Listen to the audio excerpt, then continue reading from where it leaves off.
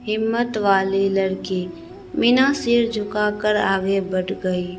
उस पर फब्तियाँ कसना और इस प्रकार से छेड़ना अमन और उसके साथियों का रोज का काम हो गया था। लेकिन मीना सिर झुकाकर उनके सामने से यूं ही निकल जाया करती। उसे समझ नहीं आता कि वह क्या करे। अमन के साथ हमेशा 5-6 मुस्टंडे होते, जिन्हें देखकर मीना मन ही मन घबरा जाती थी। मीना जब सुबह 7 बजे ट्यूशन पढ़ने जाती तो अमन उसे अपने साथियों के साथ वहीं खड़ा मिलता, और जब वह 8 बजे वापस आती तब भी अमन और उसके मुस्टंडे दोस्त वहीं खड़े मिलते। लगातार अमन की हरकतें बढ़ती ही जा रही थी। एक दिन हिम्मत करके मीना ने अमन की शिकायत अपने पापा से की। मीना की शिकायत सुनकर उसके पापा खुद उसे ट्यूशन छुड़वाने लगे। उसके पापा को इन गुंडों की पुलिस में शिकायत करने या उनसे उलझने के बजाय यही रास्ता बेहतर लगा।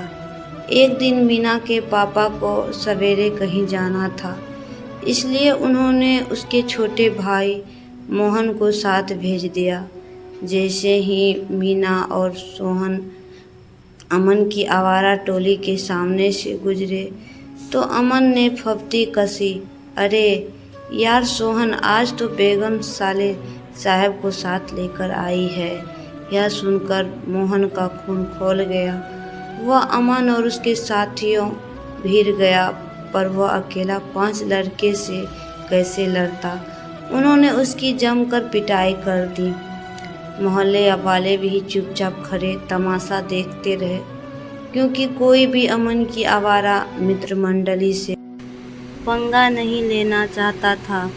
शाम को जब मीना के पापा को इस घटना का पता चला तो उन्होंने भी चुप रहना ही बेहतर समझा। मोहन से अपने पापा से कहा, पापा, यह जो हमारी बदनामी और बेइज्जती हुई है, इसकी वजह मीना दीदी है। आप इनकी ट्यूशन छुड़वा दीजिए। मोहन के मुंह से यह बात सुन मीना हतप्रह रह गई। उसे यह बात चुभ गई कि इस बेइज्जती की वजह वह खुद है। उसे इन गुंडों के हाथों भाई के पिटवाने का बहुत दुख था, लेकिन भाई के मुंह से ऐसी बातें सुनकर सोच में पड़ गई। सोचते सोचते उसे लगा कि जिस उसमें हिम्मत आती जा रही, उसने दृढ़ निश्चय कर लिया कि अब उसे क्या करना है। उसने उन आवारा टोली से निपटने की सारी तैयारी कर ली। अगले दिन सवेरे अकेले ही मीना ट्यूशन के लिए निकली।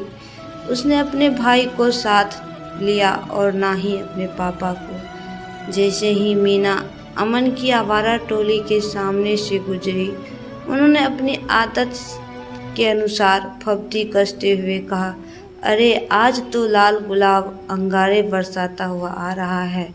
इतना सुनते ही मीना ने पूरी ताकत से एक तमाचा अमन के गाल पर जड़ दिया।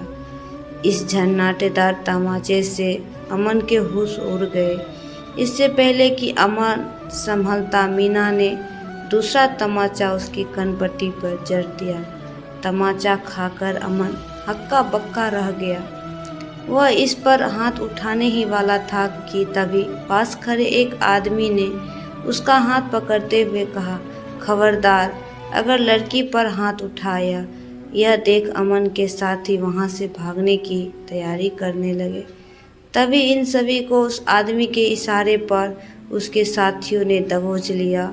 अमन इन लोगों से जोर आजमाइश करना चाहता था। तभी वह आदमी बोला, अगर तुम में से किसी ने भी जोर आजमाइश करने की कोशिश की तो तुम सब की हवालात गिरफ्त में हो, और मैं हूँ इंस्पेक्टर जतीन। यह सुनकर उन आवारा लड़कों के पांव तले जमीन खिसक गई। उनके हाथ पैर ढीले पड़ गए।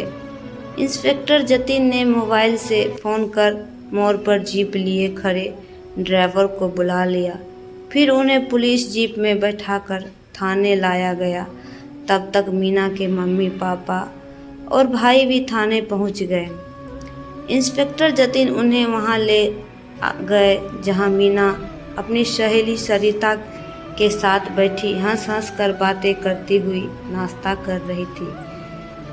इससे पहले कि मीना के मम्मी पापा उससे कुछ पूछते, इंस्पेक्टर जतिन खुद ही बोल पड़े, देवेश बाबू, इसके पीछे मीना की हिम्मत और समझदारी है। कल मीना ने सरिता को मैंने ही बुलाकर योजना बनाई और बस अमन की आवारा टोली पकड़ में आ गई। देवेश बाबू, एक बात मैं ज़रूर कहना चाहूँगी कि इस प्रकार के मामलों में कभी चुप नहीं बैठना चाहिए। इसकी शिकायत आपको पहले ही दिन थाने में करनी चाहिए थी, लेकिन आप तो मोहन की पिटाई के बाद भी बुजदिल बने खामोश बैठे रहे। तभी तो इन गुंडों और समाज विरोधी तत्वों की हिम्मत बढ़ती है। यह सुनकर मीना के मम्मी पापा को अफसोस हुआ। मोहन धीरे से बोला, अंकल सॉरी। मोहन बेटा, तुम भी इस दिन झगड़े के बाद सीधे पुलिस थाने आ जाते तो हम तुरंत कार्यवाही करते। पुलिस तो होती ही जनता की रक्षा के लिए, उसे अपने मित्र समझना चाहिए। इंस्पेक्टर जतिन की बातें सुनकर मीना के मम्मी पापा व भाई की उनकी आंखें खुल गई। वे मीना को लेकर घर आ गए। इस हिम्मतपूर्ण कार्य से मीना का मान सम्मान सबकी नज़रों में बढ़ गया। लोग कहते, देखो भाई, वही है वह हिम्मत वाली लड़की जिसने गुंडों की पिटाई की। अब मीना को छेड़ना तो दूर, आवारा लड़का उसे देखकर भाग खड़े होते। मीना के हौसले की चर्चा सारे शहर में थी।